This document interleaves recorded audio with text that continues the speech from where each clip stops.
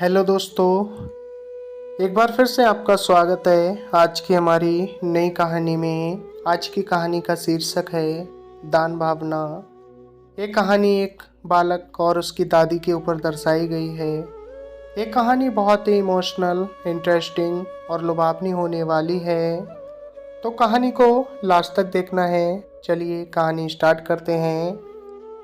प्राचीन समय की बात है। अर्जुन नाम का एक बालक अपनी दादी के साथ एक नए गांव में रहने आया। वे दोनों गांव के साहूकार के पास पहुंचे। साहूकार अपनी तोंद फुलाए हुए कुर्सी पर बैठा था। दादी और पोते ने साहूकार को प्रणाम किया। दादी ने उससे कहा, मालिक, हम दूसरे गांव से आए हैं, अब यहीं रहना चाहते हैं। आप हमें सिर छिपाने की जगह दे दें, बदले में हम आपके घर के काम कर देंगे। साहूकार ने मन में सोचा, बिना दाम के 2 मजदूर मिल रहे हैं, इन्हें क्यों छोड़ा जाए। वह मान गया। उसने घर के पिछवाड़े उन्हें रहने की जगह दे दी। दादी ने पूछा, साहूकार जी, इसका किराया क्या लगेगा।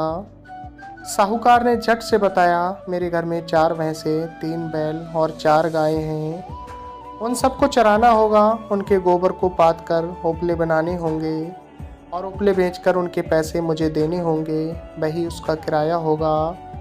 दादी और पोते ने साहूकार की शर्त मान ली।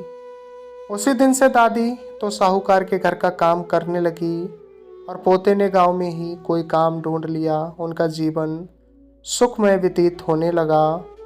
एक दिन की बात है, साहूकार के दरवाजे पर फटे हाल एक भिखारी आ गया।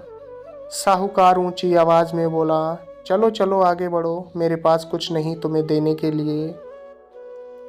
वह भिखारी घूमकर पिछवाड़े की ओर आ गया। दादी को उस पर दया आ गई। घर में जो खाना बना हुआ रखा था वह उसने भिखारी को दे दिया।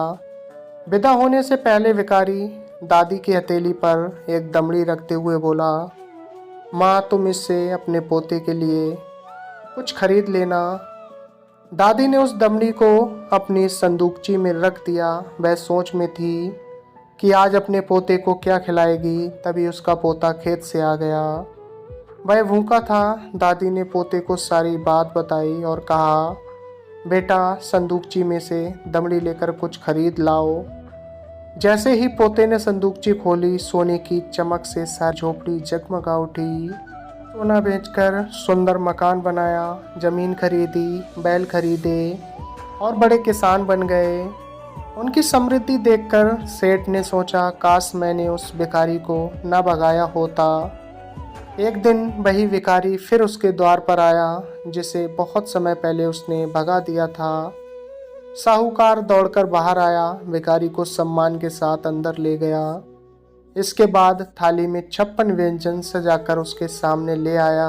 मुस्कुराते हुए भिखारी ने छक्कर भोजन किया। जाते हुए वह साहूकार को भी एक दमड़ी दे गया। दमड़ी हाथ में आते ही साहूकार की खुशी का ठिकाना न रहा। उसने दमड़ी को बड़े जतन से अपनी तिजोरी में रखकर ताला लगा दिया। उस रात उसे नींद नहीं आई। वह बार बार तिजोरी के पास आता और फिर बिस्तर पर लेट जाता। इस तरह पूरी रात घूमते हुए बीती। पाँव फटते ही साहूकार तिजोरी खोलने आया। सोना मिलने की खुशी में उसने अपनी आंखें बंद कर लीं। मैं सोच रहा था कि उसकी पूरी तिजोरी जगमग हो रही होगी, लेकिन यह क्या हुआ, बिल्कुल इसका विपरीत निकला। उसकी तिजोरी में रखा हुआ धन कोयला बन चुका था। साहूकार समझ गया कि ये सब करनी का फल है। दादी ने निस्वार्थ भाव से भिखारी को भोजन कराया था, इसलिए उन्हें वैसा ही फल मिला। उसने लालच में आकर भिखारी को भोजन दिया था और उसका फल ये निकला। इसके बाद से साहूकार का व्यवहार हमेशा के लिए बदल गया। दादी और पोते ने उसे अच्छा सबक सिखा दिया। तो दोस्तों, बस इतनी सी थी ये कहानी। हमें अपने स्वार्थ के लिए कभी किसी के कर्मों को देखना चाहिए, और दोस्तों, इंसान के कर्म ही उसके सबसे अच्छा फल होता है। तो दोस्तों, अगर आपके पास भी कोई ऐसी कहानी है तो हमें ज़रूर बताएं। हम आपकी कहानी को अपने चैनल पर प्रकाशित करेंगे अगर कहानी अच्छी लगी तो दोस्तों मिलते हैं फिर अगली वीडियो में एक नई कहानी लेकर। आपने अपना कीमती वक्त दिया, तब तक के लिए धन्यवाद।